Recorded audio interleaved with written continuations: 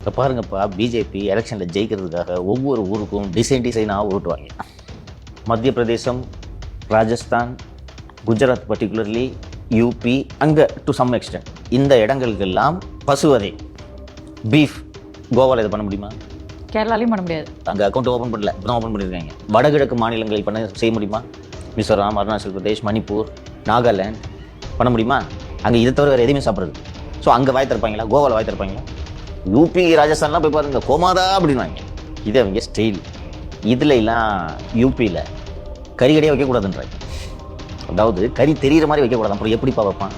ஃப்ரிட்ஜில் வைன்றாங்க. அண்டு இந்து பண்டிகை என்றைக்கு வந்துச்சுனாலும் கறிக்கடை பூரா க்ளோஸ் பண்ணுன்றாங்க. இங்கே இதை பண்ண முடியுமா? ஸோ இந்த ஊருக்கு ஏற்ற மாதிரி உருட்டணுமா இல்லையா? இப்படி தொக்காக சிக்கியது தான் சிக்கந்தர் மலை என்கிற திருப்பரங்குன்றம். இஸ்லாமியர்கள் அதை சிக்கந்தர் மலை என்கிறார்கள்.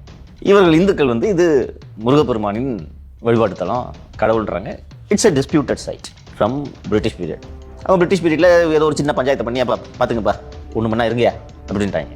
அதில் ஃபஸ்ட்டு பிரச்சனையை தொடங்கி வச்சது யார்? எம்பி, திமுக எம்பி நவாஸ் கரீம்.